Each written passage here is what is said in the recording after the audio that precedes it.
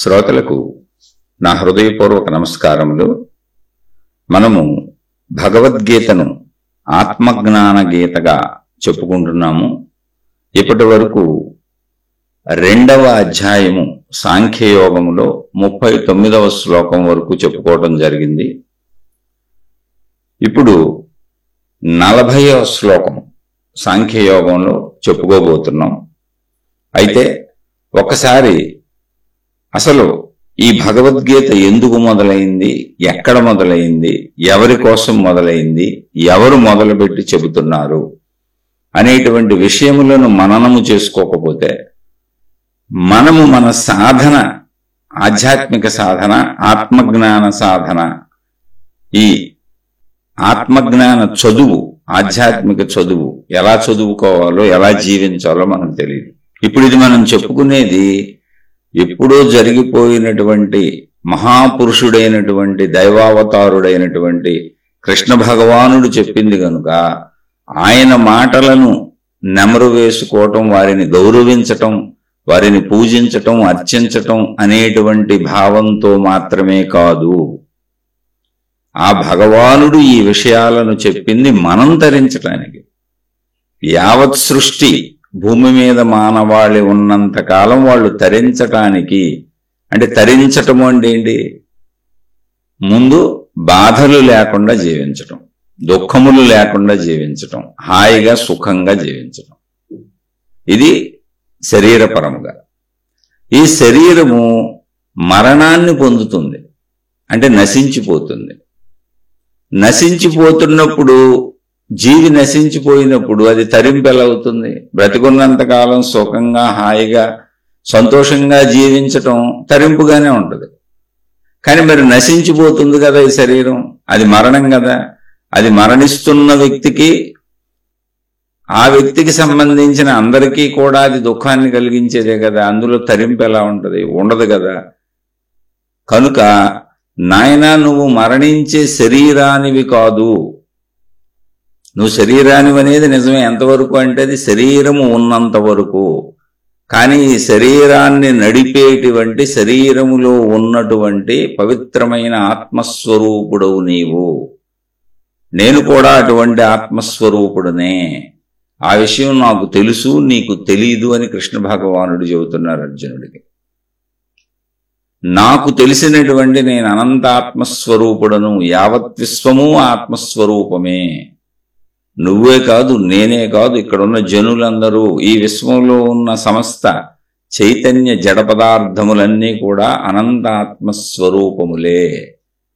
ఏకమైనటువంటి అనంతమైనటువంటి ఆ ఆత్మస్వరూపములో ఇవన్నీ కూడా నీటిలో, సముద్రపు నీటిలో కెరటములు ఎగిసిపడటం చేత ఏర్పడినటువంటి బుడగల వలె ఆ అనంత ఆత్మశక్తి సాగరములో, చైతన్య శక్తి సాగరములో ఉద్భవించినటువంటి బుడగలు. మళ్ళీ అవి, ఆ బుడగలు పగిలిపోయి నీళ్లుగా మారిపోయి సముద్రంలో కలిసిపోతాయి, కెరటంలో కలిసిపోతాయి. అలాగే ఈ ప్రకృతి అనేటువంటి వివిధ రూపములు ధరించినటువంటి మానవులు, చెట్లు, జంతువులు, జడ చైతన్య పదార్థములుగా విశ్వములో అనేక రూపములు ధరించినటువంటి శక్తి యొక్క బుడగలు, అనంత ఆత్మశక్తి యొక్క బుడగలు అనేవి కొంతకాలమునకు ఆ రూపమును కోల్పోయి శక్తిలో కలిసిపోతూ ఉంటాయి. అది ఏకశక్తే. అది శక్తి యొక్క చలనము వలన అలా జరుగుతున్నది. శక్తి యొక్క లక్షణములేవి. కాబట్టి నువ్వు ఒక పరిమితమైనటువంటి బుడగ భావనగా నేను శరీరం అనేటువంటి భావనలో ఉండకు. అయితే బుడగ ఆకృతి ఉన్నంతసేపు నువ్వు శరీరమే, అందులో అనుమానం ఏం లేదు. కానీ నశించిపోయేటువంటి ఆ బుడగ పగిలిపోయి ఏమవుతుంది? నీళ్ళు అయిపోతుంది. అలాగే నశించిపోయేటువంటి శరీరం ఎక్కడికి పోవట్లేదు. నువ్వు అనంత శక్తిగా మిగిలిపోయే ఉంటున్నావు, నువ్వు ఆత్మశక్తిగా. ఆ విషయాన్ని ఇప్పుడే ఇక్కడే తెలుసుకో. అది తెలుసుకుంటే అది తరింపు. సరే, అది తెలుసుకుంటావు, రైటే. అది తెలుసుకున్నా శరీరం ఉంటుంది కదా.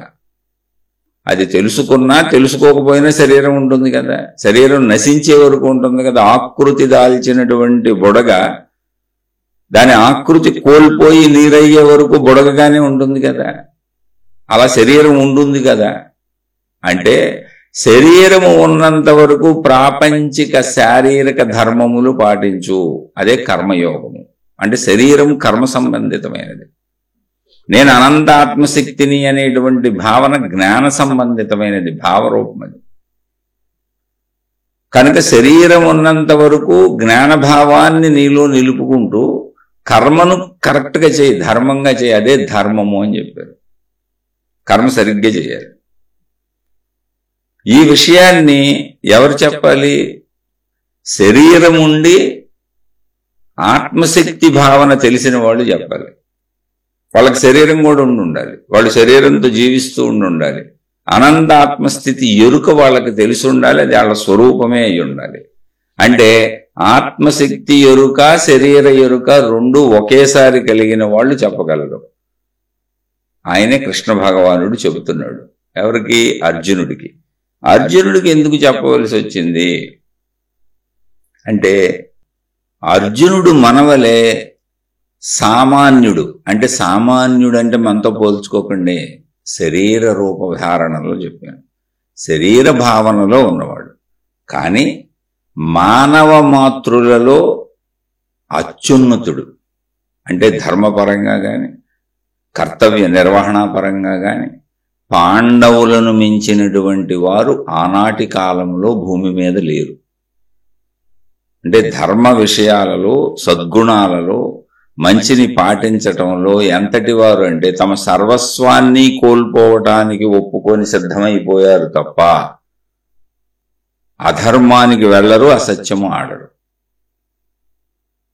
అటువంటి వారి రాజ్యాన్ని వాళ్ళ సోదరులే అయినటువంటి దుర్యోధనాదులు, కౌరవులు లాక్కోవటం వలన, ఆ రాజ్యము తిరిగి ఇవ్వకపోవటం వలన పెద్దలందరి సమక్షంలో యుద్ధం వచ్చింది. యుద్ధం చేయటం పాండవులకు ఇష్టం లేదు, కానీ అది తప్పనిసరి యుద్ధమైంది.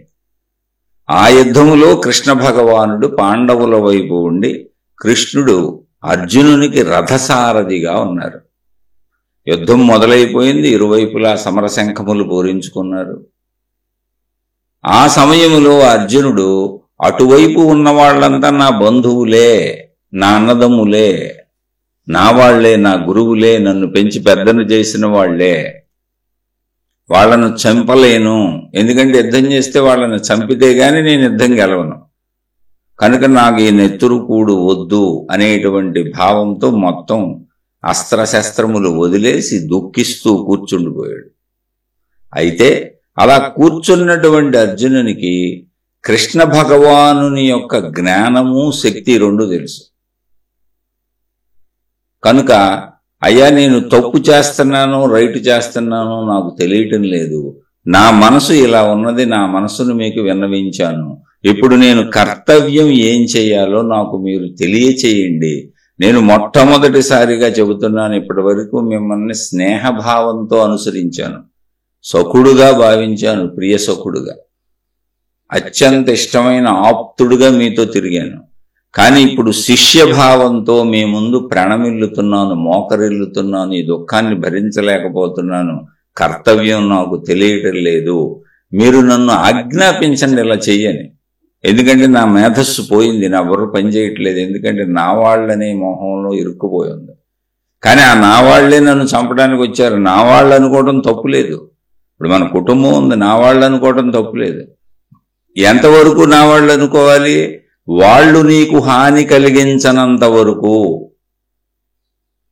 నీ వాళ్ళని నువ్వు చూడాలి, నీ ధర్మం నిర్వహించాలి, నీ ధర్మం నువ్వు నిర్వహించాలి. నీ భార్య, నీ పిల్లలు, నీ భర్త, నీ తల్లిదండ్రులు, నీ అన్నదమ్ములు, నీ అక్క చెల్లెళ్ళు, ఇందులో నీ బాధ్యతలేవో అవన్నీ నీ చేయాల్సిందే. బాధ్యతలు చేయకపోతే అధర్మం కూడా. కానీ ఎంతవరకు నా వాళ్ళు అంటే ఇక్కడ అర్జునుణ్ణి ఆయన వాళ్లే చంపడానికి వచ్చారు.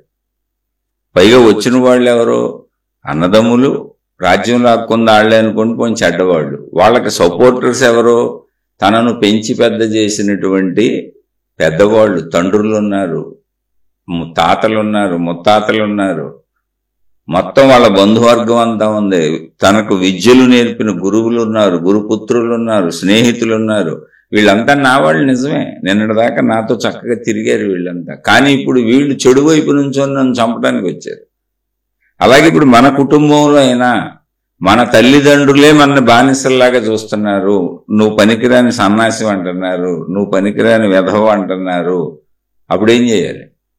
నీ సొంత తల్లిదండ్రులే నీ వినాశనం కోరుకుంటున్నారంటే నీ భార్య, నువ్వు, నీ పిల్లలు కలవని చాలా మంది ఉంటారు. అలా చాలా మంది అత్తాకోడళ్ళ ఘర్షణలు, చాలా మంది ఆ కుటుంబ సభ్యులు వచ్చిన తర్వాత తన కొడుకు తన కూతురు వాళ్ళు వెళ్తుంటే మధ్యలో దూరిపోయి, ఆ భార్యాభర్తల మధ్యలో దూరిపోయి, ఏంటి కూతురు అల్లుడి మధ్యలో, కొడుకు కోడల మధ్యలో దూరిపోయి వాళ్ళ పిల్లల్ని ఎలా పెంచాలి, వీళ్ళు ఎలా పెంచాలి మొత్తం వాళ్ళే చెబుతూ ఉంటారు.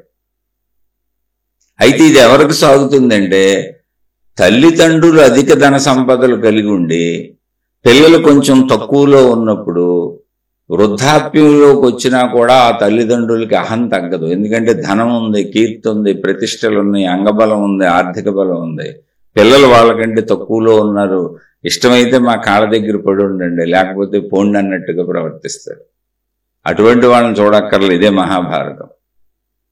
ఇక్కడ అర్జునుడు చేసేది అదే. ఇప్పుడు కాదు, అయ్యో మీరు చక్కగా ఉండాలి, మీరు హాయిగా ఉండాలి, మేము మీతో ఉన్నాం, మా బాధ్యతలు మీరే చూడాలి, మేము మీపై ఆధారపడి ఉన్నాము అన్న చోట బాధ్యత చెయ్యకపోతే రౌరవాది నరకాలు అనుభవిస్తాము.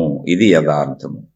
ధర్మం తప్పటం అంటే నువ్వు అక్కర్లేని వాళ్ళని, నీ వినాశనం కోరుకునే వాళ్ళని, నువ్వు నా కాళ్ళ దగ్గర పడి ఉండే వాళ్ళని నువ్వు చూడవలసిన అవసరం లేదు కదా, సరికదా వాళ్ళని గౌరవించవలసిన అవసరం కూడా లేదు. ముందు వాళ్ళకి దూరంగా వెళ్ళిపో నువ్వు. ఎందుకంటే నువ్వు బాగుంటేనే ఏడుస్తారు వాళ్ళు. ఇప్పుడు దుర్యోధనాదులు చేసిన పని ఏంటి? సొంత అన్నదమ్ములేగా. వాళ్ళ తండ్రి ఎవరు? కొన్ని ధృతరాష్ట్రుడు, గాంధారి ఇద్దరు ఉన్నారు కదా. కొన్ని పిల్లలు ఏదో తప్పులు చేస్తున్నారు, పెద్దవాళ్ళు ఉన్నారు కదా. వాళ్ళేం చేయాలి? అసలు ఆ పెద్దవాళ్లకే రోగం ఉంది. ధృతరాష్ట్రుడికి దారుణమైనటువంటి రోగం ఉంది తన తమ్ముడి మీద. వాళ్ళ పిల్లలతో బతుకుతుంటే భరించలేకపోతున్నాడు, మంచి పేరు తెచ్చుకుంటుంటే. అలా నీ ఇంట్లో నీ వాళ్ళు కూడా భరించలేకపోవచ్చు, లేకపోతే మహాభారతం ఎందుకు రాస్తారు? ఇది ఎప్పుడో ద్వాపరయుగం 5000 సంవత్సరాల క్రితం విషయం ఇది. త్రేతాయుగం రావణాసురుడు ఎప్పుడు? రామాయణం 30-35 సంవత్సరాల వెనక విషయం ఇది. అప్పుడు మనుషులు ఇలాగే ఉన్నారు, మన ఇంట్లోనే ఉంటారు. త్రేతాయుగంలో ఒక సవతి తల్లి శ్రీరామచంద్రుడిని అరణ్యానికి తోలేసింది. ఏం చేశాడు తండ్రి? చూస్తా ఉన్నాడు అంతే. వెళ్ళిపోయాడుగా ఆయన అరణ్యానికి. ఎన్ని బాధలు పడ్డారు ఆయన. అంటే ఏంటి? కాల మార్పులు చూడకండి, ఏదో కలికాలం అనుకోబాకండి. ఎప్పుడు మనుషులు ఇలాగే ఉంటారు, వాళ్ళు నీ ఇంట్లోనే ఉంటారు. రామాయణం ఇంటి కథ, ఇంటింటి రామాయణం అది. మన ఇంటి కథ అది, ఇంట్లో జరిగిన కథ, కుటుంబ సభ్యుల మధ్య జరిగిన కథ అది. మహాభారతం ఇంట్లో కథ, ఇంటి సభ్యుల మధ్య జరిగిన కథ. ఎంత యుద్ధాలకు దారితీసినవి చూడండి. కాబట్టి ఇక్కడ ధర్మం ఏంటి అంటే, నిన్ను ప్రేమించి నీపై ఆధారపడిన వాళ్ళు ఎవరున్నారో, నీకు మేలు చేసిన వాళ్ళు ఎవరున్నారో, నువ్వు బాగుంటే, నువ్వు ఉన్నతంగా ఉంటే, నువ్వు చక్కగా ఉంటే, నీ మేలు కోరుతూ నువ్వు బాగుండాలని కోరుతూ ఆనందించే వాళ్ళు ఎవరున్నారో వాళ్ళని చూడకపోతే నీదే అధర్మం. అది కూడా నీపై ఆధారపడి ఉండే. నీకు కీడు తలపెడుతూ నువ్వు బాగుంటే భరించలేకపోతే, నీకు పేరు వస్తే భరించలేకపోతే, నువ్వు సంతోషంగా ఉంటే భరించలేకపోతే, వాళ్ళని ఇంట్లో వాళ్ళైనా ఏం చేస్తావు? అదే కదా ధృతరాష్ట్రుడికి ఇప్పుడు దుర్యోధనుడికి ప్రాబ్లం. ధృతరాష్ట్రుడి గుణములే, ఆ గాంధారి గుణములే తమ బిడ్డలకు వచ్చినాయి. ఎందుకని? ఆ ధృతరాష్ట్రుడికి మొదటి నుంచి అసలు తన తమ్ముడి మీదే ఉంది. ఎందుకంటే తమ్ముడు చెడ్డోడంటే కాదు, అన్ననే కూర్చోబెట్టి నువ్వే దేవుడని అన్నీ చేస్తున్నాడు. అలా మనం మనవాళ్ళని కూర్చోబెట్టి నువ్వే దేవుడని అన్నీ చేస్తాం, కానీ మనకు మంచి పేరు వస్తే వాళ్ళు భరించలేరు. అదేం చిత్రం! ఇది ఒక విచిత్రమైనటువంటి మనస్తత్వం.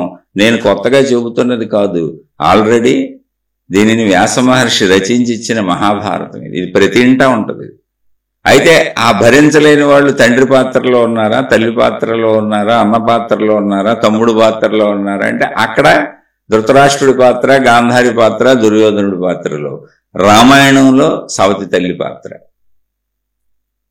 ఇదే పాత్ర అష్టావక్ర మహామునిని తన సొంత కుమారుణ్ణి గర్భంలో ఉండగా, నాన్న నువ్వు తప్పు చదివావు, నువ్వు జ్ఞాన సంబంధ వేద విషయాలు చదువుతున్నావు, వాటిలో దోషములు చదివావు, 8 దోషములు ఉన్నాయి నువ్వు మననం చేసిన విషయాలలో అని చెప్పినందుకు గర్భంలో ఉన్న గర్భస్థ శిశువు తన సొంత కొడుకుని శపించాడు తండ్రి. నువ్వు 8 తప్పులు చెప్పావు కనుక నాకు తండ్రికే తప్పులు చెప్పేంత గొప్పోడుగా నువ్వు అష్టవంకరలతో పుట్టని చెప్పి అష్టావక్ర మహాముని ఇచ్చాడు. ఇలాంటి అరాచకాలు ఎన్నో ఉన్నాయి వెనక నుంచి. ఇంతకీ ఆయన కూడా మహామునే. వాళ్ళ నాన్న ఆత్మజ్ఞాన సంపన్నుడు, ఆత్మజ్ఞాన విద్యలోనే తప్పులు చెప్పాడు ఆయన కొడుకు. నాన్న నువ్వు తప్పులు చదువుతున్నావని. ఆయనకు కోపం పోయిందా? తన సొంత కొడుకుని శపించాడు. ఈ గుణాలు మనుషుల్లో ఎన్ని నేర్చుకుంటున్నాయి? ఇవి పోగొట్టుకోవటమే ఆధ్యాత్మికం సార్. అమ్మా వింటున్న తల్లులు, ఎవరెవరో కాదు, అష్టావక్ర మహాముని యొక్క తండ్రి ఎవరు? ఆత్మజ్ఞాన సంపన్నుడు. ఆత్మజ్ఞాన విద్య నేర్చుకుంటూ గురువు గారి దగ్గర ఉత్తమమైన శిష్యుడిగా పేరు తెచ్చుకుంటే ఆ గురువు గారు ఆనందించి తన సొంత కుమార్తెనిచ్చి అతనికి పెళ్లి చేశారు. అంతటి ఘనుడని. ఆహా, అద్భుతంగా నేర్చుకుంటున్నాడు ఆత్మజ్ఞానం అని. సామాన్యుడు కాదు, జీవన్ముక్తుడని. అటువంటి స్థితిలో ఉన్నటువంటి వాడు తనకి సొంత కొడుకు అష్టావక్రుడు, భార్యతో కాపురం చేసి సొంత కొడుకు అష్టావక్రుడు నిండు చూలాలుగా తల్లి గర్భంలో ఉంటే వాళ్ళిద్దరూ కబుర్లు చెప్పుకుంటున్నప్పుడు ఈయన వేదాధ్యయనం, ఆత్మజ్ఞాన అధ్యయనం చేసుకుంటూ ఉంటే, అయ్యా నాన్నగారు మీరు తప్పు చదివారు 8 చోట్ల, మీరు తప్పు ఉచ్చరించారు, తప్పు జరిగిందని చెప్పినందుకు అష్టవంకరలతో పుట్టమని శపించినటువంటి తండ్రి ఆ కాలంలోనే ఉన్నాడు. కాబట్టి ఎవరు? తండ్రులు శపించరా? తల్లులు శపించరా? అన్ని బంధాలు నీ మేలు కోరుకుంటాయి, అన్ని బంధాలు నీ వినాశనం కోరుకుంటాయి. నీ మేలు కోరుకునే బంధాలన్నింటికీ నీ బాధ్యతలైతే వాటిని నిర్వహించపోతే మహాపాపము. దానికి శిక్ష రౌరవాది నరకములు. ఖచ్చితం ఇది. నీ మేలు కోరేవైతే. నీకు హాని కోరేవైతే, ఇప్పుడు తండ్రిగా శపించాడు అష్టావక్రుణ్ణి, శపించింది తండ్రిగా. ఇలాంటి తండ్రులు బోల్డ్ మంది ఉన్నారు. చరిత్రలోకి వెళ్తే బోల్డ్ కనపడతాయి. హిరణ్యకశ్యపుడు తన సొంత కొడుకుని చంపడానికి విశ్వ ప్రయత్నాలు చేశాడు, చంపలేకపోయాడు. అలా నీ కీడు కోరేవాళ్ళైతే, అంటే భార్యాభర్తల మధ్య కీడంటే ఏంటి? అవి చరిత్ర కథలో. ఇక్కడ కూర్చుంటారు మొగుడు పిల్లలను కాపురాలు చేసుకునేవారు ఇంట్లోనే ఉంటారు. ఏదో ముసలోళ్ళు పెట్టుకుంటాం, ఇంట్లో ఉంటారు. పాపం ఎవరు చూస్తారు? మా అమ్మని నేను చూడకపోతే ఎలా, మా నాన్నని నేను చూడకపోతే ఎలా, ఏదో ఒకటి సంథింగ్. లేదా వాళ్ళ దగ్గర డబ్బులు, అధికారాలు, హోదాలు ఉంటాయి, నా కాళ్ళకాళ్ళ మీద పడి ఉండమని చెబుతూ ఉంటారు. ఎలా అయితే అలా. నీకు కీడు కోరేవాళ్ళు నీ మేలు కోరని వాళ్ళు అయితే నువ్వు అసలు వాళ్ళతో ఉండవలసిన అవసరం లేదు, వాళ్ళ దగ్గర నువ్వు ఉండాల్సిన పనే లేదు. నీకు ఎటువంటి పాపము అంటది. ఎందుకని? నీ అభివృద్ధి చూసి వాళ్ళు ఏడుస్తూ ఉంటారు. నీకు పేరుస్తే తట్టుకోలేరు, నువ్వు బాగుంటే తట్టుకోలేరు, నీ సంసారం, నీ పిల్లలు, నువ్వు భార్యా పిల్లలతో హాయిగా ఉంటే తట్టుకోలేరు. ఏం చేసుకుంటావు ఆ తల్లిదండ్రులను ఇంట్లో పెట్టుకొని? నీ జీవితం నాశనం అయిపోద్దిగా. నాశనం చేసేస్తారు వాళ్ళు. ఎంతోమంది తల్లిదండ్రులు ఉన్నారు, వెళ్ళి అడిగి చూడండి మీరు పిల్లల్ని. అసలు కాపురాలు చేసుకునేవరండి. మరి అటువంటి తల్లిదండ్రులను వృద్ధాశ్రమాల్లో అసలుకి ఏం చేస్తారు? పాపం నువ్వు నమస్కారం పెట్టి అక్కడ వదిలేసిపోతారు. అందుకని ఇక్కడ ధర్మాధర్మ విచక్షణ ఏంటి? అది అర్జునుడికి వచ్చిన సందిగ్ధం. ఇప్పుడు అయ్యో నా వాళ్ళు కదా, వాళ్ళు ఎన్ని చేసినా నాకు నేను వాళ్ళని చూడాలి అనే భావనలో అర్జునుడు ఉన్నాడు. మరి వాళ్ళని చూడాలంటే వాళ్ళు నేను చంపేస్తారు. నువ్వు బతకో, నువ్వు చచ్చిపోతావు. ఎందుకంటే వాళ్ళు నీ చావు కోరుకుంటున్నారు, నీ వినాశనం కోరుకుంటున్నారు. ఈ వినాశనం కోరుకునే వాళ్ళని ఏం చేయాలి? ఇప్పుడు దగ్గర ఉండాలా, దూరం ఉండాలా? అది కృష్ణ భగవానుడు చెప్పినటువంటి భగవద్గీత. అక్కడ చెప్పవలసిన అవసరం వచ్చింది. అర్జునుడి పరంగా భౌతికంగా మనం ఆలోచిస్తే మాతృదేవో భవ, పితృదేవో భవ, గురుదేవో భవ, ఆచార్య దేవో భవ, అతిథి దేవో భవ, ఇలా భవలు బోల్డ్ ఉన్నాయి. వీళ్ళందరూ దేవుళ్ళేని. మరి ఆ తల్లిదండ్రులే నా వినాశనం కోరుకుంటుంటే మాతృదేవో భవ, పితృదేవో భవ అని నేను చచ్చిపోవాలా? నా కుటుంబాన్ని చంపేయాలా? నా పిల్లల్ని చంపేయాలా? వినాశనం కోరుకుంటున్నారే వాళ్ళు. మేము బాగుంటే చూడలేకపోతున్నారే. ఇది నేను చెప్పేది కాదు, రామాయణం చెబుతుంది, మహాభారతం చెబుతుంది. మళ్ళీ నేను కొత్తగా వాళ్ళు చెబుతున్నాను అనుకోబాకండి. ఏం చేయాలి అప్పుడు? ఆ ఏం చేయాలన్న సంకటాన్ని అర్జునుడు అడిగాడు మన తరపు నుంచి. ఇప్పుడు ధర్మ సంకటాలు అవేగా, మనకు యుద్ధాలు ఎందుకు వస్తాయి? లేకపోతే ఆ ధర్మ సంకటాలకే ధర్మస్వరూపుడైనటువంటి మహానుభావుడు రామచంద్రుడు ఒక ఆన్సర్ చెప్పాడు. ఏంటో తెలుసా? కుటుంబంలో సవతి తల్లి తన కొడుకు రాజ్యం అడిగింది, నువ్వు వనవాసానికి వెళ్ళిపోమంది. తండ్రి మౌనంగా ఉన్నాడు, అంతే, ఒక్క మాట మాట్లాడలేదు, మౌనంగా ఆయన వెళ్ళిపోయాడు. అంటే కుదిరిన చోట మౌనం పెట్టుకొని పక్కకి వెళ్ళిపోయి నీ జోలికి రాడు, వాళ్ళకి అప్పచెప్పి, వాళ్ళకి రాజ్యమే కదా కావాలి, అది ఇచ్చేసేది. వాళ్ళకి సంపదలు కావాలి, రాజ్యాలు కావాలి, భోగాలు కావాలి, ఏయో కావాలి, వాళ్ళ కీర్తి ప్రతిష్టలు వాళ్ళకి కావాలి. మనం ఇప్పుడు ఉంటే మనకు మంచి పేరు వస్తే, కీర్తి ప్రతిష్టలు వస్తే వాళ్ళు తట్టుకోలేరు, భరించలేరు. వాళ్ళకి ఇచ్చి నువ్వు మౌనంగా పక్కకి వెళ్ళిపో. తన భార్యను తీసుకొని పక్కకి వెళ్ళిపోయాడు. ఇప్పుడు ఇటువంటి పరిస్థితులు మన ఇంట్లో వస్తే ఏం చేయాలి? మన అన్నదమ్ములో, అక్క చెల్లెళ్ళో, తండ్రో, తల్లో వస్తాయిగా. రాముడికి వస్తే మనకెందుకు రావు? త్రేతాయుగంలోనే రామాయణం చూపించారుగా. అప్పుడు రాముడిలా మౌనంగా పక్కకి వెళ్ళిపో. ఇది ఒక విధానం. నీ బాధ్యతలు తీసుకెళ్ళిపో. ఆయన తన బాధ్యత అయిన సీతను తీసుకుని వెళ్ళిపోయాడు. ఆయన నీకు వచ్చేవాళ్ళు వస్తారు, లేనివాళ్ళు లేరు. ఒక్క లక్ష్మణుడే ఆయన అనుసరించాడు, ఎవరూ ఆయనకి సాయం లేదు, వెళ్ళిపోయాడు ఆయన. అయితే భగవత్ శక్తి కదా, లక్ష్మణుడు సాయంగా వెళ్ళాడు.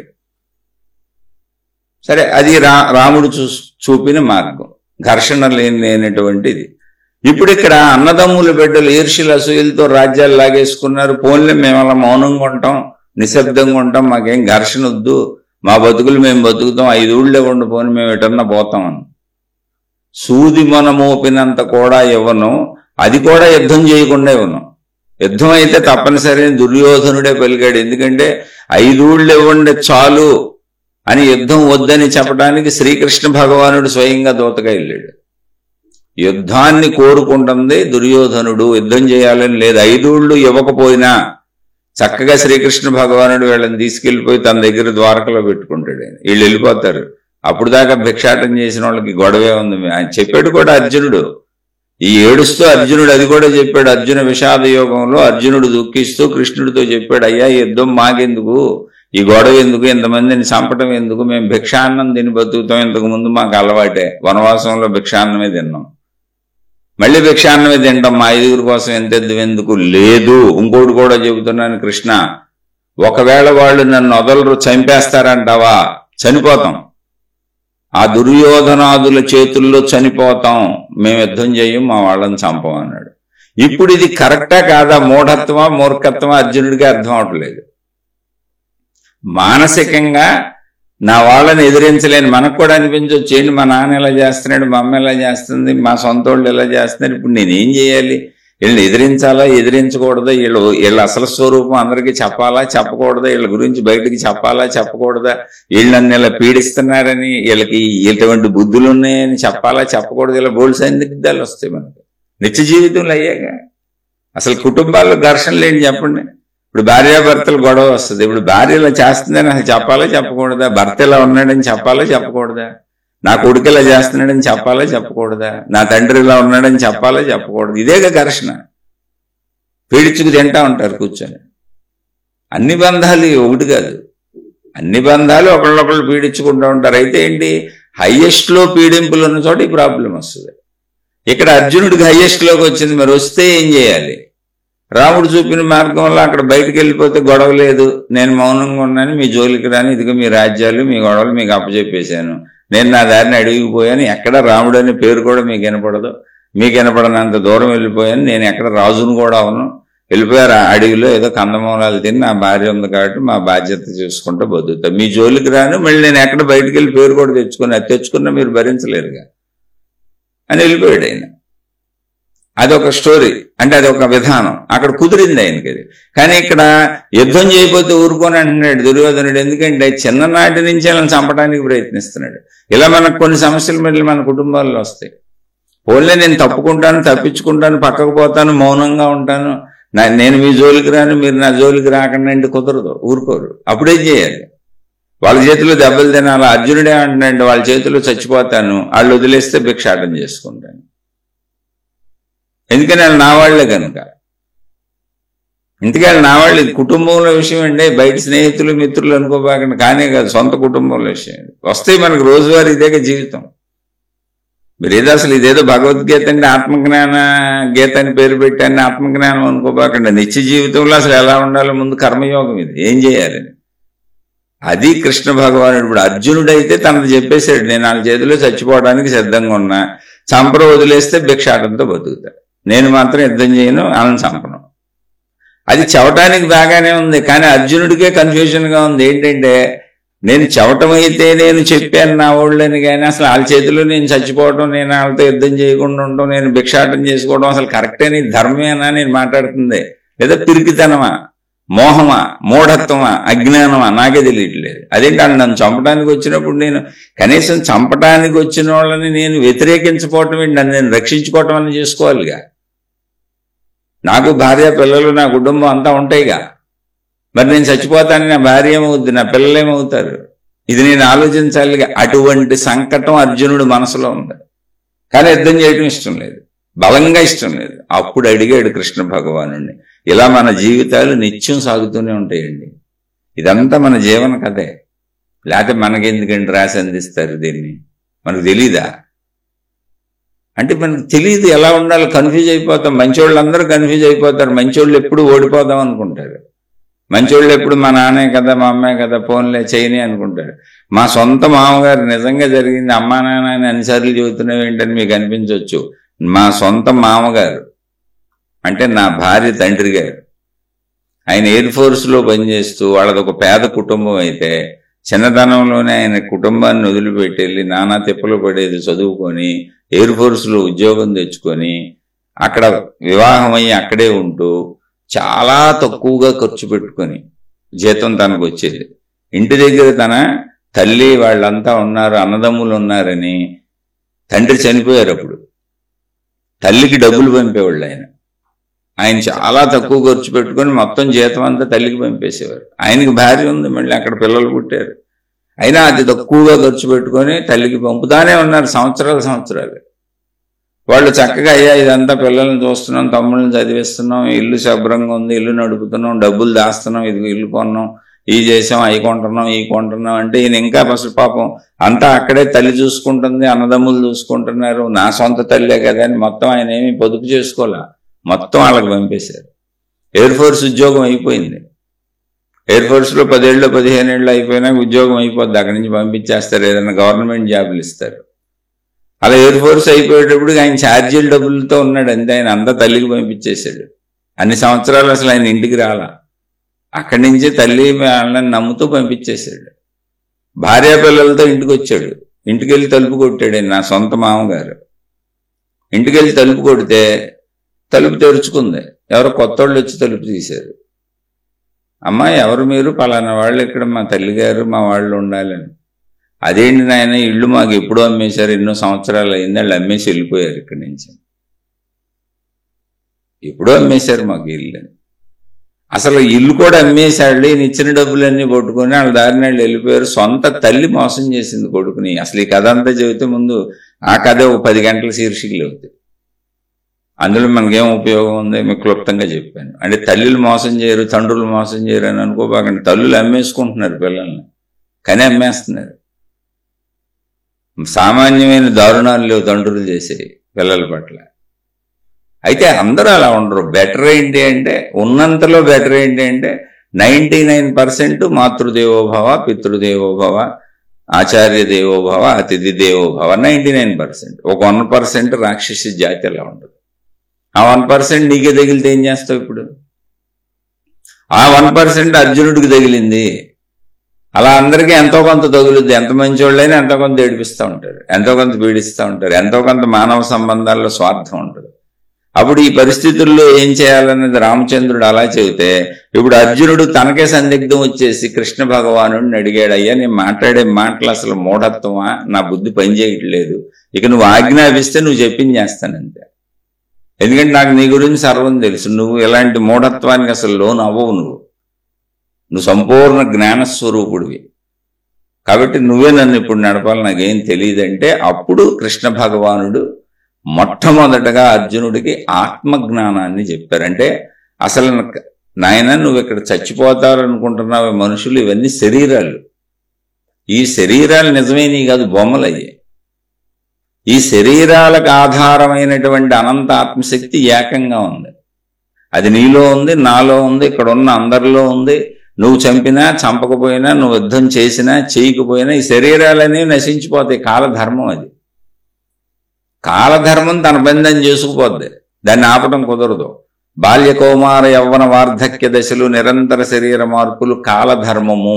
ఎక్కడన్నా ఆగుతున్నాయి చూడండి. కాలము తన ధర్మం దాన్ని చేస్తున్నప్పుడు మనిషిగా నువ్వు మళ్ళీ నీ ధర్మం నువ్వు చేయాలి కదా. కాలధర్మం ఆపింది, అది ఆపదు. కాబట్టి కాలంలో ఉన్న నువ్వు, శరీర పరిమితంగా ఉన్న నువ్వు, నీ శరీరంతో నీ ధర్మాలు నువ్వు చేయాలి.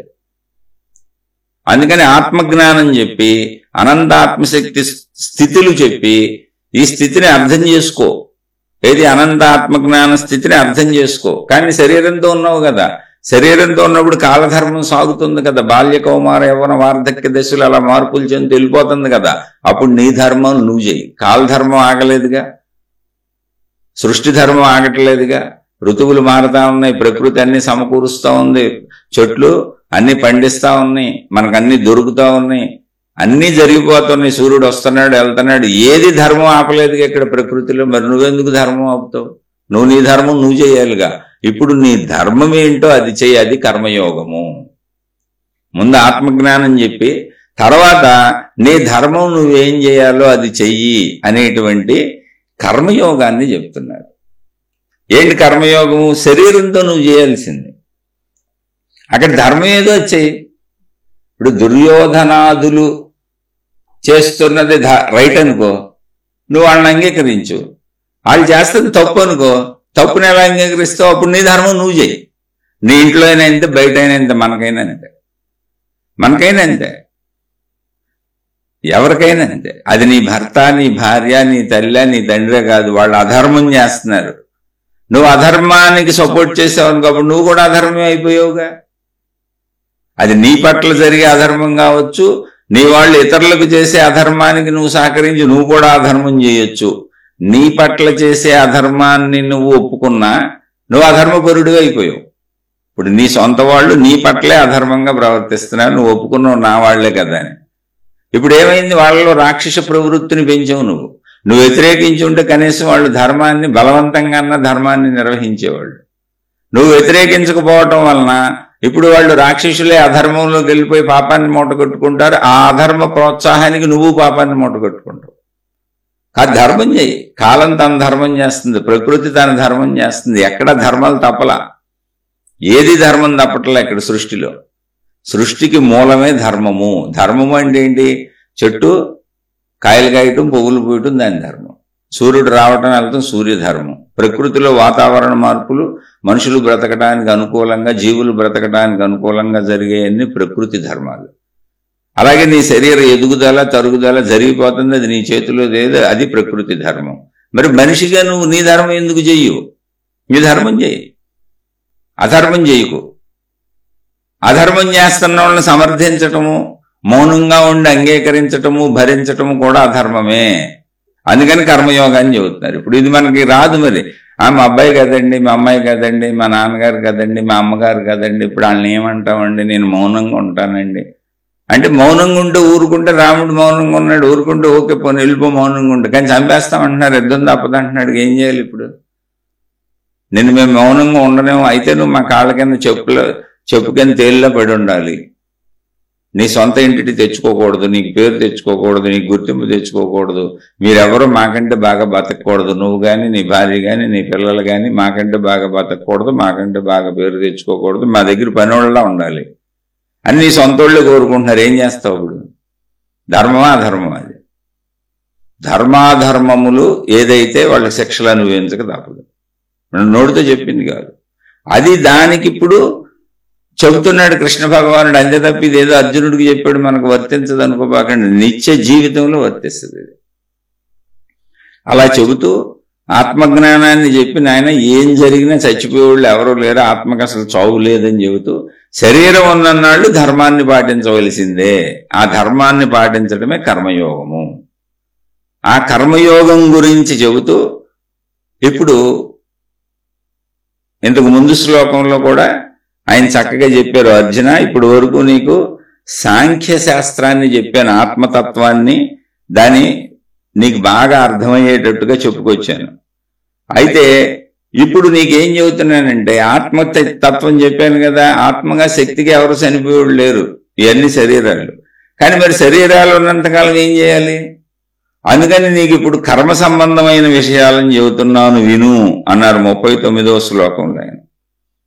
అవి నువ్వు తెలుసుకుంటే కర్మని ఎలా ఆచరిస్తే కర్మ బంధం ఉండదో, ధర్మం అవుతుందో, కర్మ విముక్తి కలుగుతుందో. అంటే ధర్మంగా చేస్తే కర్మ విముక్తి అంతే. కర్మ విముక్తి అంటే మనం ఏమి ఎక్కడికి వెళ్ళిపోం, కుటుంబంలోనే ఉంటాం. ధర్మంగా చేసినప్పుడు నీకు ఏ పాపం అంటదు, ధర్మజీవనం, అదే కర్మ విముక్తి. ఆ ధర్మాన్ని బోధిస్తాను విను, జాగ్రత్తగా విను. నువ్వు ఎక్కడా కూడా బంధాల్లో ఇరుక్కోకు, ధర్మం చేయి. ఇప్పుడు నువ్వు బంధాల్లో ఇరుక్కున్నావు. ఎందుకు చెబుతున్నారు ఈ మాట అంటే, వీళ్ళంతా నా వాళ్ళు, ఈ దుర్యోధనాదులు నా వాళ్ళు, అక్కడ ఉన్న ద్రోణాచార్యుడు మా గురువు గారు, అటేపు ఉన్నటువంటి భీష్ముడు మా తాత, ఆయనే పెంచి పెద్ద చేశాడు. అయ్యి బాబు, యుద్ధానికి వచ్చిన వాళ్ళు అందరూ మా అన్నదమ్ములు, అక్కచెల్లెళ్ళ భర్తలే, బావలో బామ్మరుదులు, ఈ వరుసలు అయ్యేవాళ్లే. ఇందులో నాకు తెలియనోడు ఎవడో లేడు, నాతో ఆడుకోనోడు ఎవడో లేడు, నాకు సాయం చేయనోడు ఎవడో లేడు. అందరూ నాతో కలిసి తిరిగి పెరిగిన వాళ్లే, నన్ను పెంచిన వాళ్ళు, నాతో పెరిగిన వాళ్ళు. యుద్ధం చేసేవాళ్ళని నేను ఎక్కడ చంపను, నేను చంపలేనని మోహం వచ్చింది అక్కడ. అదే బంధం. నువ్వు చంపలేవు రైట్, మరి నిన్న వాళ్ళు చంపడానికి వచ్చారు. అది ప్రాబ్లం ఇక్కడ. ఇక్కడ ప్రాబ్లం ఏంటంటే, నేను నా వాళ్ళని ఏమీ చేయలేను, బాగానే ఉంది ఇంట్లో కుటుంబంలో అయినా, మరి వాళ్ళు నిన్ను ఏదో ఒకటి చేస్తున్నారుగా. అప్పుడు ఏంటి ఇప్పుడు దానికి పరిష్కారం? వాళ్ళు ఏదో ఒకటి చేయని, చచ్చిపోతాను లేదా అడుక్కు తింటాను. ఇది అర్జునుడు చెప్పిన సమాధానం. అది కరెక్ట్ కాదు. ధర్మమే ఆచరించాలి. ఎందుకంటే సృష్టి మొత్తం ధర్మంలో ఉంది. నీ శరీరం కూడా ప్రకృతి ప్రకారం ధర్మంగానే నడుస్తుంది. అప్పుడు నువ్వు బుద్ధితో కూడా ధర్మాన్నే చెయ్యాలి, నీ క్రియతో కూడా ధర్మాన్నే చెయ్యాలి.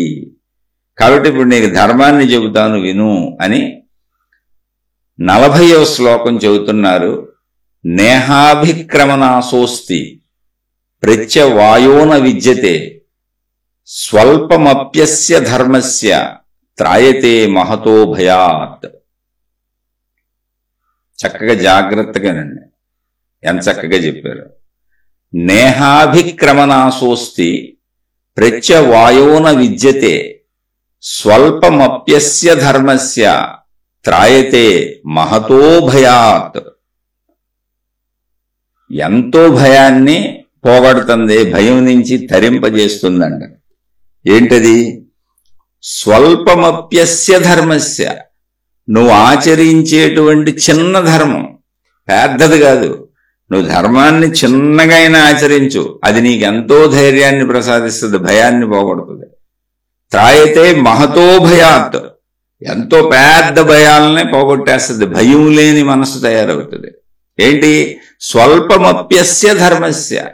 స్వల్పం, కొద్దిగా నువ్వు ధర్మాన్ని ఆచరించినా సరే, అంటే ధర్మాన్ని చిన్నదా పెద్దదా, కొంచెమా చిన్నదా కాదు, ధర్మంగా జీవించు, ధర్మాన్ని ఆచరించుకుంటూ వెళ్ళిపోయింది. చిన్న విషయమా పెద్ద విషయమా అని చూడక, ఎక్కడా నువ్వు అధర్మంలోకి వెళ్ళకూడదు. అది ఎంత చిన్న విషయమైనా, అది ఎంత పెద్ద విషయమైనా, నువ్వు అలా జీవించగలిగితే త్రాయతే మహతో భయాత్.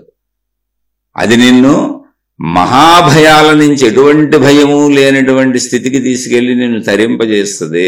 ధర్మమే ధైర్యము. అందుకే ధర్మము ధైర్యము అనే పదాలు రెండు ఒకలానే ఉంటాయి చూడండి. ధర్మము ధైర్యము ఏంటి తేడా చూడండి, అందులో ఏమి చిన్న ఒత్తులు తేడాలండి. ధర్మమే ధైర్యము, ధైర్యమే ధర్మము, రెండు వేరు వేరు కాదు. ధర్మాచరణ వలన మనసుకు కలిగే ఫలము ధైర్యము. అది ధైర్యం ఉంటే ఇంక నీకు అసలు జీవితంలో ఇబ్బంది ఉంది. అందుకని నువ్వు ధర్మాన్ని తప్పొద్దు నాయన. కొద్దిగా ధర్మం, చిన్న ధర్మం, పెద్ద ధర్మం చిన్న విషయమే కదా. ఇందులో చిన్న అబద్ధం చెబితే ఏమైంది, ఇక్కడ చిన్న పొరపాటు చేస్తే ఏమైంది, ఇంత చిన్న చిన్న వాటికి అని అనుకోబాక. అసలు ఎక్కడైనా అది ఎంత చిన్నదైనా ఎంత పెద్దదైనా నువ్వు ధర్మంగానే వెళ్ళు, ధర్మాన్ని తప్పబాక అని చెబుతూ ఇక్కడ చెబుతున్నారు. నేహాభిక్రమనాశోస్తి. అభిక్రమ నాశ, అభిక్రమ నాశ. అభిక్రమ అంటే ప్రారంభించినది, నాశ నిష్ఫలముగుట. నాశోస్తి, నాశ అంటే నా అస్తి లేదు, ప్రారంభించినది నిష్ఫలమవటం, నిరుపయోగం అవటం అనేది లేదు. ఎక్కడ? ధర్మాచరణలో. ధర్మంగా ఉండేవాళ్ళు ఎవరైనా సరే ధర్మాచరణ చేస్తున్నారు. వాళ్ళు ఏదైనా సరే ప్రారంభించారు, అది పూర్తి కాకపోవచ్చు కానీ ప్రారంభించారు. అది ప్రారంభించి అంతవరకు చేసేవారో అంత ఫలితం వస్తుంది, పూర్తయినా అవ్వకపోయినా. ఒక్కడుగేసినా ఒక్కడికి ఫలితం ఉంటుంది ధర్మంలో. పూర్తి అవ్వకపోయినా నీకు ఆ ఒక్కడుగు ఫలితం వస్తుంది, వృధా అవటం లేదు. ఇది ధర్మములో ఆ ధర్మాచరణే మోక్ష మార్గము. మోక్షానికి కొత్తగా సపరేట్ మార్గం ఏం లేదు. ధర్మాచరణలో వెళుతున్న వాళ్ళు మోక్షానికి వెళ్ళిపోతారు. ఎందుకంటే ధర్మాచరణ ధైర్యాన్ని ఇస్తుంది, ధైర్యము జ్ఞానాన్ని పొందుతుంది.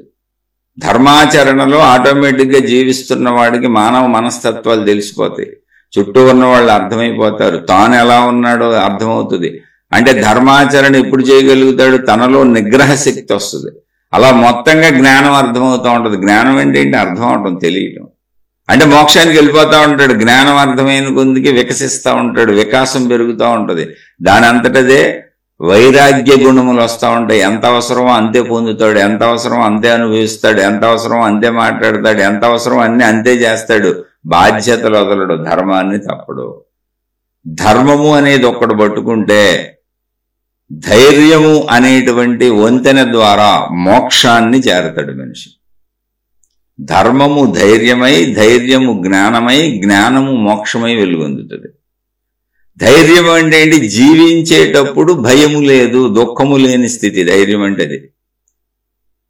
ధర్మాచరణలో ధర్మము ధైర్యం ఎందుకు అవుతుంది అంటే, ధైర్యం అంటే ఏదో విపరీతంగా అయిపోద్దని కాదు. ధైర్యం అంటే దుఃఖం లేదు, భయం లేదు, బాధ లేదు, హాయిగా ఉన్నానండి. ఏం జరగని, ఏం రాని, ఏం పోని, నేను ధర్మాచరణలో ఉన్నా, హాయిగా ఉన్నా, నాకు దుఃఖం లేదు, నాకు బాధ లేదు. అలాంటి స్థితే జ్ఞానం. అది జ్ఞానం ఉన్నవాడే ఉండగలడు. ఆ జ్ఞానం ఎందుకు వచ్చింది? ధర్మాచరణ వలన చుట్టూ ఉన్న వాళ్ళ మనస్తత్వాలు అర్థమైంది, నా మనస్తత్వం అర్థమైంది, నేను ఎలా ఉండాలో తెలుసుకున్నాను. ఇలా ఉండటమే ధర్మము అని తెలుసుకున్నాను. ఆ తెలుసుకోవటమే జ్ఞానం అయిపోయింది. అది ధైర్యాన్ని ఇచ్చింది. ధైర్యం ఇవ్వటం అంటే ఏంటి? దుఃఖం లేకుండా ఉంది, భయం లేకుండా ఉందంటే హాయిగా సాగిపోతున్నాను. ఇప్పుడు జ్ఞానవంతుడు ఎక్కడికి వెళ్తాడు? మోక్షానికి వెళ్తాడు. జ్ఞానం యొక్క పరమార్థం ఏంటంటే మోక్షం. అంటే ఇప్పుడు ధర్మం నిన్ను ఎక్కడికి పట్టుకుపోయింది? మోక్షానికి పట్టుకుపోయింది. త్రాయితే మహతో భయాత్. ధర్మాచరణ నువ్వు ఎంత చిన్నగా మొదలుపెట్టి చేసుకుంటూ వెళ్ళినా అది మహాభయాలన్నింటినీ, అంటే మహాభయాలు ఎక్కడొస్తాయి? ఆపదల్లో వస్తాయి, ఇబ్బందుల్లో వస్తాయి, అధైర్యం వస్తుంది, పిరికితనం వస్తుంది. వీటన్నింటినీ దాటించుకుంటూ నిన్ను మోక్షంలోకి తీసుకెళ్ళిపోతుంది. కాబట్టి అభిక్రమ అంటే నువ్వు మొదలుపెట్టింది ఏదైనా ఈ ధర్మ వ్యవహారంలో, ధర్మాచరణలో, ఈ మోక్ష మార్గంలో, అంటే జీవితంలోనే. మళ్ళీ మోక్ష మార్గం అంటే ఎక్కడికో వెళ్ళిపోయి సాధనలు అనుకోబాకండి. అది నా అస్తి, నశించుట లేదు, దాని ఫలితం నీకు వచ్చేస్తుంది. ఇహ అంటే ఎక్కడ? ఇహ అంటే ఎక్కడ? ఎక్కడంటే అక్కడ మన సంసార జీవితమునందు, మనం జీవించే జీవితంలో. అంటే ఈ కర్మయోగం ఎక్కడ చేయాలి మనం? ఇప్పుడు శరీరంతో, కుటుంబంలో, అంతే, ఇంకేం లేదు. మీరు ఎక్కడికో వెళ్ళిపోయి అర్జునుడు, కృష్ణ భగవానుడు, యుద్ధము, కౌరవులు, పాండవులు, ఆ క్యారెక్టర్లోకి అసలు వెళ్ళబాకండి. మీ క్యారెక్టర్స్లో మీరు ఉండండి.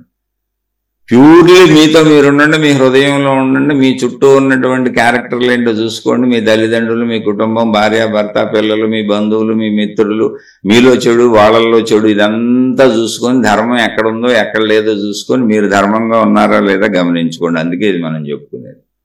అసలు అప్పుడు క్యారెక్టర్లతో మనకు అనవసరం. అప్పుడు క్యారెక్టర్లు అన్నింటినీ కృష్ణ భగవానుడు చూసుకున్నాడు, అందరి సంగతి. మనం ప్రత్యేకంగా ఇప్పుడు చూసుకోవక్కర్లా. ఇప్పుడు మనకి ఇది అందించబడింది. మన క్యారెక్టర్లేంటి, మన పాత్రలేంటి, మన చుట్టూ ఉన్న పాత్రలేంటి, ఆడితో మనం ఎలా ఉండాలి, అది.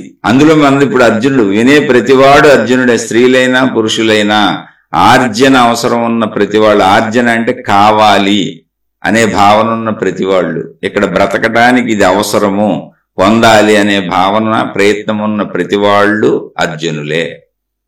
కాబట్టి ఇది మన కోసమే చెప్పబడింది. మీరు స్త్రీల పురుషులు అనేది అనవసరం అసలు. ఇక్కడ మీరు ఇక్కడ బ్రతకాలంటే మీకు కావాలి అంటే మీరు అర్జునులే. ఆర్జన అవసరం ఉంది మీకు, అది తెలుసుకోండి. ఇక్కడ ధర్మస్య అంటే ధర్మ నిర్వహణ అంటే ఏంటి? అదే కర్మయోగం. కర్మయోగం అంటే ఏం లేదండి, యోగం అంటే కలయిక, అంటే కర్మ అంటే పని. పని ద్వారా నువ్వు అంటే నువ్వు శరీరం నీకుంది కనుక నీ పనుల ద్వారా నువ్వు దైవాన్ని కలువు, ధర్మాన్ని కలువు, ధైర్యాన్ని కలువు, జ్ఞానాన్ని కలువు, మోక్షాన్ని కలువు. అదే యోగం. ఆ పనులు ఎలా ఉండాలి? ధర్మకార్యములైతే ధైర్యంతో కలుస్తావు. ధైర్యము అంటే మళ్ళీ చెప్పాను, రొమ్ములు చింపేసుకొని నాకు అసలు భయం లేదు, ఆడిని కొడతాను ఈయన్ని కొడతాను కాదు. ధైర్యం అంటే నాకు ఎటువంటి భయము లేదు, ఎటువంటి బాధ లేదు, ఎటువంటి దుఃఖము లేదు. నేను చేయవలసింది చేశాను, చక్కగా వెళ్ళిపోతున్నాను. లాభ నష్టాలు నన్ను కదపవో. అది ధైర్యం అంటే హాయి, సంతోషము. ఆ ధైర్యం ఎందుకు వచ్చింది? జ్ఞానం వల్ల వచ్చింది. నేను చేయాల్సింది కరెక్ట్గా చేశాను, చుట్టూ ఉన్నోళ్ళు నాకు అర్థమవుతున్నారు, నేను నాకు అర్థమవుతున్నాను, నేను నా అదుపులో ఉన్నాను, నా శరీరము, నా మనసు, నా బుద్ధి, నా ఇంద్రియాలు అదుపులో ఉన్నాయి కనుకనే నేను జ్ఞానంతో ధర్మాన్ని నిర్వర్తించగలుగుతున్నాను. జ్ఞానం లేనోడు ధర్మంగా ఉండలేడు. అందుకని ధర్మ నిర్వహణ ఉన్నది అంటేనే జ్ఞానవంతుడని అర్థం. చుట్టూ ఉన్న వాళ్ళని అర్థం చేసుకొని తనను తాను అర్థం చేసుకొని జ్ఞానయుతంగా ఉన్నాడు కాబట్టి జ్ఞానం ఉంది అక్కడ. ఈ జ్ఞానము ధర్మము కలిస్తే ఎక్కడికి వెళ్తాయి? చిట్ట చివరికి మోక్షానికి వెళ్తాయి. అది క్లైమాక్స్. మోక్షం అంటే ఏంటో తెలిసి ఇంకా ఫుల్ స్టాప్. అక్కడి నుంచి వెళ్ళడానికి లేదు, అక్కడి నుంచి కర్మ చేయడానికి లేదు, అసలు కర్మయోగమే లేదు, కర్మ పూర్తి అయిపోయింది. ధర్మము జ్ఞానము కలిసి కర్మ చేసుకుంటూ వెళితే కర్మ పూర్తయిన ప్రదేశంలో మోక్షం ఉంటుంది, కర్మ ఉండదు అక్కడ. అందుకని ఎటువంటి కర్మ చేయాలి అని చెబుతున్నారు. ధర్మస్య, ధర్మము అనేటువంటి కర్మ చెయ్యి. అది కొంచెం చేసినా సరే, ఎంత కొద్దిగా చేసినా సరే, అది నిన్ను ఎంతో పెద్ద భయం నుంచి రక్షిస్తుంది. త్రాయతే మహతో భయాత్ నేహాభిక్రమనాశోస్తి. మళ్ళీ చెబుతున్నాను, అవిక్రమనాశ అంటే ప్రారంభించబడింది ఏదైనా ధర్మ మార్గములో నాశనం అవటం, నిష్ఫలం అవటం, వృధా అవటం అనేది లేదు. ఏమండి నేను ఇంత ప్రయత్నించాను, ఇలా చేశాను, ఏదో చేశాను, దేవుణ్ణి వేడుకున్నాను, ఇది చేశాను, మంచి పనులు చేశాను, మంచిగా ఉన్నాను, కానీ నా జీవితం ఇలా అయిపోయిందండి, మా వాళ్ళందరూ మోసాలు చేసేసారండి, నాదంతా పోయిందండి అంటే మా మామగారికి జరిగిందని చెప్పాక ఇంటికి వచ్చేటప్పటికి లేదు, తల్లి ఇల్లు అమ్మేసి వెళ్ళిపోయింది, కట్టుబట్టలతో రోడ్డు మీద నుంచున్నారు ఆయన. అప్పుడు ఆయన అత్తగారు వాళ్ళు, ఆయనకి అత్తగారు ఉన్నారు, పెళ్ళయిందిగా, ఆయన అత్తగారు వాళ్ళు, నాయన నువ్వు నా కొడుకు లాంటోడు, ఏం బాధపడొద్దు, రా మా ఇంట్లో ఉండని ఆ ఇంట్లో ఉంచుకొని నువ్వు నీ ప్రయత్నం చేసుకొని స్థిరపడే వరకు నువ్వు మా కొడుకువే, మా కూతుర్ని ఇచ్చాం, అల్లుడు కొడుకు లాంటి వాడు ఇక్కడే ఉండని ఆయనకి అన్ని దారులు చూపించి, ఆయనకి తర్వాత గవర్నమెంట్ సిండికేట్ బ్యాంకులు ఉద్యోగం ఇచ్చింది ఎయిర్ ఫోర్స్లో చేసి వచ్చినందుకు. ఆయన ఇంకా ట్రై చేసుకుంటే ఏదో పొలాలు అవి కూడా ఇస్తారని గవర్నమెంట్ చెప్పిందంటే కానీ ఆయన ప్రయత్నించుకోలేదు. వద్దు చాలు నాకు ఈ ఉద్యోగం బతకటానికి, నా సొంత తల్లిదండ్రులే తండ్రి చనిపోయారు, నా సొంత తల్లి అన్నదమ్ములే మోసం చేశారు నన్ను, ఎందుకు ఈ పొలాలు, ఈ పుట్రలు, ఈ ఆస్తులు నాకేం వద్దని ఆయన రూపాయి ఆస్తి కూడా కూడబెట్టలేదు. జస్ట్ ఆ వచ్చిన జీతం దాంతో సంతృప్తిగా బతకటం, భార్యాపిల్లల్ని జాగ్రత్తగా చూసుకొని వాళ్ళని ఏదో చదివించుకున్నారు. వాళ్ళ అమ్మాయినే నేను చేసుకున్నాను. చాలా ఉన్నతుడు ఆయన. అయితే మనిషిగా మామూలుగానే కనపడతాడు అందరికైనా. ఎవరిది ఒక్క రూపాయి ఆశించడు, ఎవరిని ఒక్క మాట అనడు. ఆయన్ని మోసం చేసి ఎంతోమంది మళ్ళీ డబ్బులు తీసుకున్నారు స్నేహితులు, తిరిగి ఇమ్మని కూడా అడగలేదు ఆయన. మోసగాడని తెలిస్తే ఇమ్మని కూడా అడగడు ఆయన. మళ్ళీ ఇంకోసారి వచ్చి మళ్ళీ ఆడు మోసం చేస్తానికి వస్తే మళ్ళీ ఇస్తాడు ఆయన. నాకే చెప్పాడు ఆయన, అదేంటంటే అన్నిసార్లు తీసుకున్నారు, ఆయనకి డబ్బులు ఇవ్వాల్సిన వాళ్ళు ఎంతో మంది ఉన్నారంట, ఆయనతో పాటు ఉద్యోగాలు చేసిన వాళ్ళు, స్నేహితులు అని చెప్పి తీసుకున్న వాళ్ళు లక్షలు. మరి వాళ్ళని అడగొచ్చు కదా అంటే లేదు, వాళ్ళు ఇవ్వకూడదనే తీసుకున్నారు. పోనీ ఏం పర్లేదు, భగవంతుడు చక్కగా చూస్తున్నాడు అనండి. ఆయన చనిపోవటం కూడా అలా హాయిగా ఆనందంగా చనిపోయారు, ఎటువంటి ఇబ్బందులు లేవు, చక్కగా వెళ్ళిపోయారు. ఆయన తనను చూసినందుకు గాను, అంటే తన అత్తమామలు తన తల్లి మోసం చేస్తే నడి రోడ్డు మీద సూట్ కేసుతో నుంచుంటే జేబులో చిల్లర డబ్బులు ఉన్నాయని ఛార్జీలతో వచ్చారంటే ఆయన సంపాదించిందంతా తల్లికే పంపారు, ఆవిడ మోసం చేసి వెళ్ళిపోయింది, ఇల్లు కూడా అమ్ముకొని వెళ్ళిపోయింది. అత్తమామలు తనను చూసినందుకు అత్తమామలిద్దరినీ ఆయన చివరి వరకు తన కన్న కొడుకు వలె వాళ్ళకి సర్వము చేసి పెట్టారు. వాళ్ళని చూశారు. ఆ ఇద్దరిని హాయిగా సాగనంపారు ఆయన బాధ్యతలతో. అసలు ఏనాడు వాళ్ళని బయట వాళ్ళగా చూడలేదు. అది ధర్మము. నేను ధర్మం రక్షిస్తుంది. తల్లి మోసం చేసింది ఏమైంది? అత్తమామలు అద్భుతంగా చూశారు. అత్తమామలు అద్భుతంగా చూసినందుకు ఏమైంది? ఇప్పుడు వాళ్ళ కొడుకు లేడు. ఆ ఉన్న కూతురుని ఈయనకి ఇచ్చి పెళ్లి చేశారు. ఆయన కూతురులే, ఇంకో కూతురు వేరే చోట వేరే వాళ్ళకి ఇచ్చి పెళ్లి చేశారు. ఆ కూతురు తాలూకా వాళ్ళు వీళ్ళని చూడరు. ఈయనే కొడుకై వాళ్ళని చూసి చక్కగా అన్ని చేసి పెట్టాడు. ఏంటి ఎంతకాలం? సుమారు 30-40 ఏళ్ళు అలా చూశాడు వాళ్ళని. అలా ప్రకృతిలో ధర్మంలో ఏర్పాట్లు ఉంటాయి. మీరు ధర్మంగా ఉంటే అది వృధా పోదు, నిష్ఫలం అవ్వదు. తాత్కాలికంగా అలా అనిపిస్తుంది, అయ్యో ధర్మంగా ఉన్నాను, మా అమ్మకు పంపాను, మా అమ్మ మోసం చేసిందే అని మనకు అప్పుడు అనిపించవచ్చు. నేను చేసిన ధర్మం నిష్ఫలం అవలా. అత్తమామల రూపంలో వచ్చి సర్వం సమకూర్చింది. అత్తమామలు చేసినటువంటి ధర్మం మళ్ళీ నిష్ఫలం అవలా వాళ్ళకి. ఇదేంటి నా కూతురుని ఇస్తే నా అల్లుడు ఎలా అయిపోయాడని వాళ్ళు బోరుని ఏడవలా. వాళ్ళు బాధపడ్డా సమస్యను ఎదుర్కోవాలి కాబట్టి చక్కగా వద్దునైనా మా ఇంట్లో ఉండి మేము అన్ని చూస్తామని వాళ్ళు ఎంతో ప్రేమగా చూసినందుకు మళ్ళీ వాళ్ళని చూడటానికి వాళ్ళ కొడుకు లేడు, ఇద్దరు కూతురులే. ఇంకో కూతురు తాలూకా అల్లుడు అసలు చూడ తాగుబోతాయిన. వాళ్ళు వచ్చినప్పుడల్లా డబ్బులు అడిగి పీడించి వెళ్ళిపోతూ ఉంటారు. అందుకని దేవుడు ఈయన్ని ఏర్పాటు చేశాడు వాళ్ళకి. మళ్ళీ వాళ్ళు ధర్మపౌరులు. అందుకని మళ్ళీ ఈ ధర్మపౌరుడిని అక్కడ పెట్టాడు దేవుడు తీసుకెళ్లి. ప్రకృతి చేసింది. ఈయన వాళ్ళని చక్కగా చివరి వరకు అంతిమంగా వాళ్ళ ప్రాణం పోయి వాళ్ళకి చేయవలసిన సర్వకార్యములు, చివరి కార్యములు కూడా కొడుకుగా ఆయన చేశాడు. అల్లుడు కొడుకై చేశాడు. ఇలా ఈయన చేసినందుకు గాను మళ్ళీ ఆయనకి అలాగే గడిచింది. ఆయన జీవితం చక్కగా అలా వెళ్ళిపోయింది ఇంకొకళ్ళ చేతుల మీదుగా. ధర్మము ఇక్కడ చెప్పబడుతుంది అదే. మీరు చక్కగా నేను ధర్మం చేశాను, వాళ్ళు నన్ను మోసం చేశారు అనుకోబాకండి. మీరు ధర్మం చేస్తే మీ ధర్మానికి అనుకూలతగా మళ్ళీ మీకు ధర్మం మీ వెనకే వస్తుంది, నిష్ఫలం అవదని చెబుతున్నారు ఇక్కడ కృష్ణ భగవానుడు. అది చెప్పేది.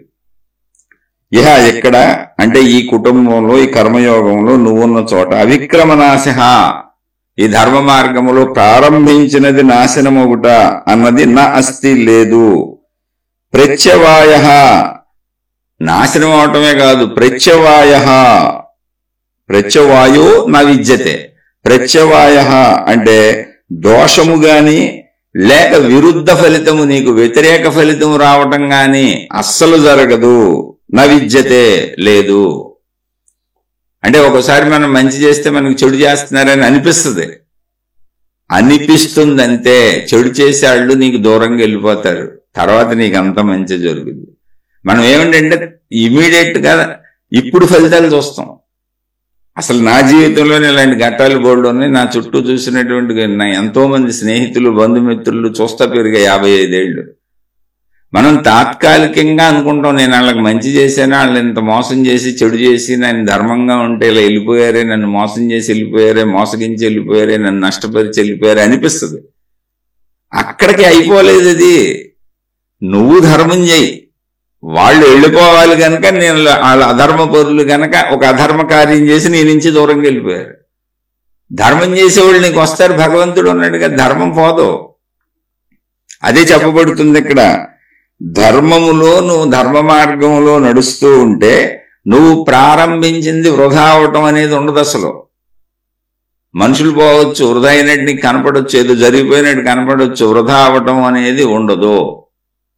ఉండకపోగా అది నీకు వ్యతిరేక ఫలితము అంటే దోషము, అంటే నాకేదో ఆపద వచ్చింది, నేను వీళ్ళకి పాముకు పాలు పోసినట్టు అయిపోయింది అనిపిస్తుంది. మనం ఎవరికో మేలు చేస్తే వాళ్ళు మనకు హాని చేస్తే. అలా జరగదు. వాళ్ళు నిన్ను విడిచిపెట్టి వెళ్ళిపోతారు చెడ్డవాళ్ళు. అలా వెళ్ళిపోయే ముందు పాముకు పాలు పోసినట్టుగా అయిపోయిందని నీకు అనిపిస్తుంది. చెడ్డవాళ్ళందరూ నిన్ను వదిలేసి వెళ్ళిపోతారు. ఇప్పుడు మంచి వాళ్ళందరూ నిన్ను చేరుతారు. అది కాలం చేస్తుంది కదా ఏర్పాటు. తొందరపడకు. తాత్కాలికంగా చూడొద్దు. దీర్ఘకాలంలో నువ్వు జీవించే ఉన్నావు, ఇంకా బోల్డ్ జీవితం ఉంది నీకు. నువ్వు ఇప్పుడు ఈ నిమిషం చూసుకుంటావు ఎందుకు? అలా చూడొద్దు. దీర్ఘ దృష్టి కావాలి. ఇలా ఇప్పుడు ఈ నిమిషం చూసే కుంగిపోయాడు అర్జునుడు, నేను నా వాళ్ళని చంపలేనని. అందుకని కృష్ణుడు చెబుతున్నాడు, నాయన ధర్మాన్ని ఆచరించుకుంటా వెళ్ళిపో. ఎక్కడి దాకా వెళ్తావు? మోక్షానికి వెళ్తావు. మోక్షం ఏంటి? అనందాత్మ జ్ఞానం. ఎప్పుడు వస్తుంది అది? నాయనా నువ్వు శరీరం వదిలినాక జీవన్ముక్తుడుగా జీవించి శరీరం వదిలినాక మోక్ష స్థితిని సంపూర్ణంగా పొందుతావు. శరీరం ఉన్నంతకాలం ఇది సాగుతూనే ఉంటది. నువ్వు ధర్మాచరణ చేయాల్సిందే. నిన్నెవరో మోసగించారు, నేను ధర్మం చేస్తుంటే నాకు అధర్మం జరుగుతుందో అనుకోకు. శరీరం ఉన్నంత వరకు యాక్షన్ ఉంది ఇక్కడ. ఆ యాక్షన్లో నీకు ఫలాలు వస్తానే ఉంటాయి. ధర్మ ఫలాలు నశించడం ఉండదు, నిష్ఫలం అవటం ఉండదు, నీకు వ్యతిరేకం అవటం ఉండదు. కానీ నీకు వ్యతిరేకమైనట్టు కనపడుతుంది, వృధా అయినట్టు కనపడుతుంది, నిష్ఫలమైనట్టు కనపడుతుంది, విరుద్ధమైనట్టు కనపడుతుంది. ఎందుకంటే ఆ విరుద్ధ పద్ధతిలో విరుద్ధమైన వాళ్ళు నీ నుంచి దూరంగా వెళ్ళిపోవాలి. నీ దగ్గర ఉండకూడదు, వాళ్ళు చెడ్డవాళ్ళు, నీ దగ్గర ఉండే అర్హత లేదు వాళ్ళకి. నువ్వు ధర్మపరుడివి. ధర్మపరుడు అధర్మంలో ఎమడడు. అందుకని అలా అనిపిస్తుంది. అందుకే ఇప్పుడు యుద్ధం జరుగుతుంది అక్కడ. ధర్మాత్ములైన పాండవులు యుద్ధం చేయనన్నా కూడా ఖచ్చితంగా యుద్ధం జరుగుతుంది. ఎందుకని అంటే అధర్మపరులు నశించిపోవాలి. మొత్తం కౌరవులు చచ్చి ఊరుకున్నారు, వాళ్ళకి సపోర్ట్ చేసిన వాళ్ళు కూడా చచ్చి ఊరుకున్నారు. అయితే అది యుద్ధం కనుక అక్కడ యుద్ధంలో మరణాలే జరుగుతాయి, కొట్టుకుంటున్నారు కనుక. కుటుంబాల్లో కుటుంబ జీవితాల్లో అలా ఉండదు. నేనేదో ధర్మం వెళ్తే నాకేంటి వీళ్ళందరూ అన్యాయం చేశారు, అక్రమం చేశారు, అధర్మ పరులు, వాళ్ళకి ఎంత మేలు చేశాను, వీళ్ళకి ఎంత మేలు చేశాను, వీళ్ళని ఎంత బాగా చూశాను అనిపిస్తుంది. అధర్మ పరులు నిన్ను వదిలిపెట్టి వెళ్ళిపోతారు, నీతో ఉండరు. అలా వాళ్ళు వదిలిపెట్టి వెళ్ళటానికి ముందు విరుద్ధమో వ్యతిరేకమో ఏదో నిష్ఫలం అయితే తప్ప వాళ్ళు వదలటం కుదరదు కదా. ఏదో ఒక చెడ్డ కార్యం చేసి కదా నిన్ను వదలాలి. కాబట్టి వదిలిపెట్టి వెళ్ళిపోతారు. అందుకని అవన్నీ వదిలిపెట్టి వెళ్ళిపోయారు కదా, నాది నిష్ఫలం అయిపోయిందని అనుకోకండి. నాకు ఎదురు తిరిగింది, నాకు విరుద్ధం అయిపోయింది, నా మంచి అంతా నాకు శాపం అయిపోయింది, నాకు పాపం అయిపోయింది అనుకుంటుంటారు చాలా మంది. తాత్కాలికంగా కాదు. నీకెందుకు పాపమైంది? పాపాత్ములు నిన్ను వదిలిపెట్టి వెళ్ళిపోయారు. పాపం చేయిస్తే తప్ప వదిలిపెట్టి వెళ్ళరుగా. వెళ్లే ముందు పాపాన్ని ప్రదర్శించి వెళ్ళిపోతారు. ప్రదర్శించకపోతే నీతోనే ఉంటారుగా. విరుద్ధం అయ్యి వెళ్తారు, నీకు విరుద్ధం అయిపోతే నీతోనే ఉంటారుగా. నిష్ఫలంగా చేసి వెళ్తారు, నీకు నిష్ఫలం అయిపోతే నీతోనే ఉంటారుగా ఎప్పటికే. అందుకని ధర్మ మార్గంలో వెళ్లే వాళ్ళని ధర్మాత్ములు మాత్రమే అనుసరించగలరు. మిగిలిన వాళ్ళు అది వదిలిపెట్టి వెళ్ళిపోతారు. కాబట్టి నువ్వు ధర్మంగా వెళ్ళి అది నీకు అద్భుతమైనటువంటి ధైర్యాన్ని కలగజేస్తుంది, భయాన్ని నశింపజేస్తుంది. ధర్మాచరణ మానకు. ఇది నిజమైనటువంటి కర్మయోగము. కర్మయోగము అంటే అదేదో అద్భుతమైనటువంటి ప్రక్రియని, ఏదో అయిపోద్ది మోక్షం వస్తుందని అనుకోవడం కాదు. శరీరం ఉన్నన్నాళ్ళు నేను ఎలా ఉండాలి అన్నదానికి ఆయన ఆన్సర్ చెప్పారు. అంతే. నాకు శరీరం ఉంది, ఆ శరీరానికి నాకు అవసరాలు ఉన్నాయి.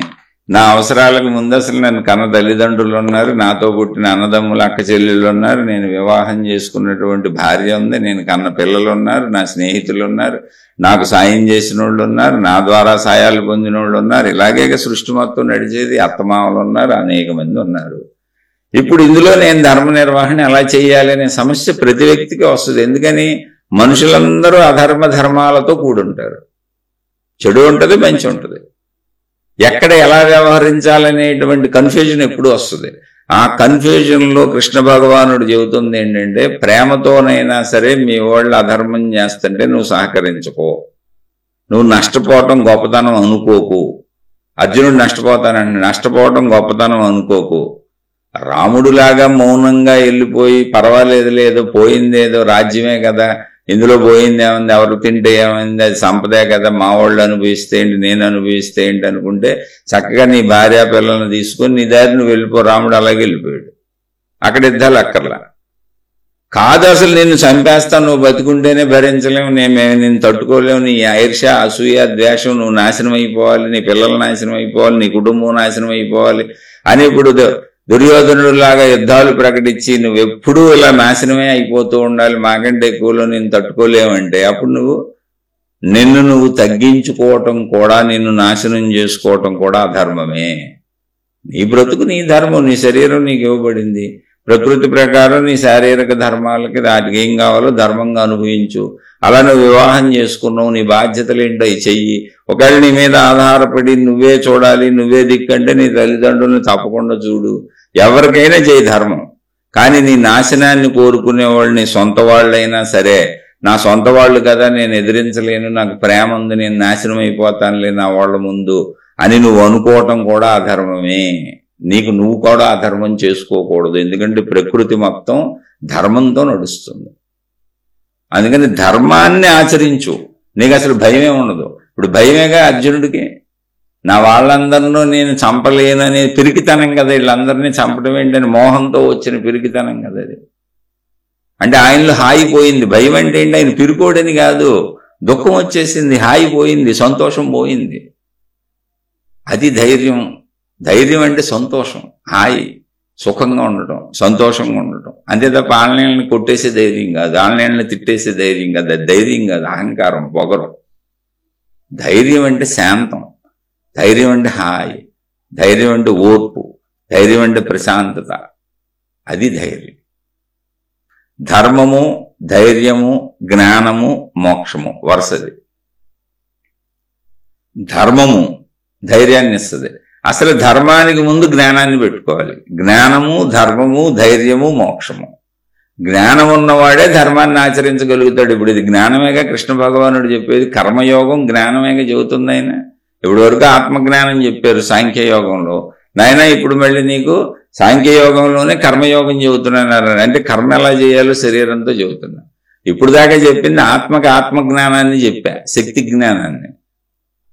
ఇప్పుడు నీకు శరీరంతో ఎలా ఉండాలో చెబుతున్నా. ఇదంతా జ్ఞానమేగా. అంటే జ్ఞానం ఉన్నవాడు ధర్మాన్ని ఆచరిస్తాడు, ధర్మాన్ని ఆచరించిన వాడికి ధైర్యం వస్తుంది, ధైర్యంతో సాగేవాడు మోక్షంలోకి వెళ్తాడు. మోక్షం అనేది అంతిమం. మోక్షం తర్వాత అసలు క్రియ లేదు. నువ్వు పొందవలసింది పొందేసావు, నీకు లభించవలసింది లభించేసింది, నీ జన్మ రాహిత్య స్థితిని పొందేసావు, ఇక నీకు జన్మలు ఎత్తవలసిన అవసరమే లేదు. అనంత సృష్టి శక్తిలో విలీనం అయిపోయావు, సముద్రంలో నీటి బొట్టు కలిసిపోయినట్టు. అందుకని జీవితంలో ఆచరించుకునేది ఇది. జాగ్రత్తగా చక్కగా గ్రహించండి. ఏమైనా సందేహాలు ఉంటే అడగండి.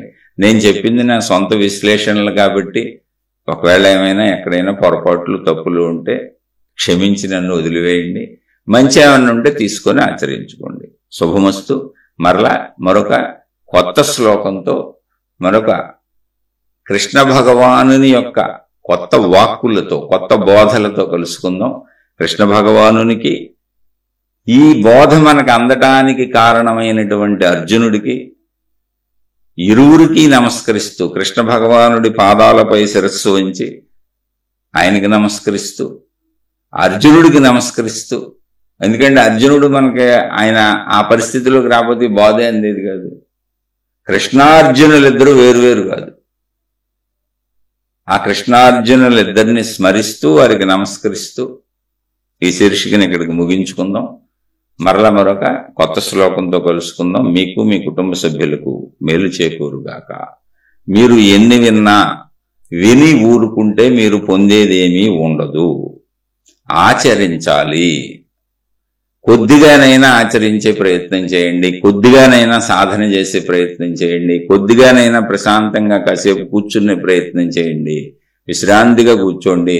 ఒక 5 నిమిషాలు, 10 నిమిషాలు, పావు గంట మీకోసం కేటాయించుకొని ఏ ధ్యాస లేని ధ్యానాన్ని చేయండి. ప్రశాంతంగా కూర్చోండి. లేదు అలా మీకు కుదరకపోతే మీకు కుదిరిన ధ్యానాన్ని చేసుకోండి. మీలో మీరు ఉండండి, ప్రశాంతంగా ఉండండి. ఉంటే ఆటోమేటిక్గా మీరు సత్కర్మలతోనే జీవితాన్ని సాగించగలుగుతారు. మీరు సాధన చేయకుండా మార్పు రాదు. దయించే విషయాన్ని గ్రహించి ఎంతో కొంత సాధన చేసుకుంటూ ఉండండి. శుభమస్తు. మీకు మీ కుటుంబ సభ్యులకు మేలు చేకూరుగాక.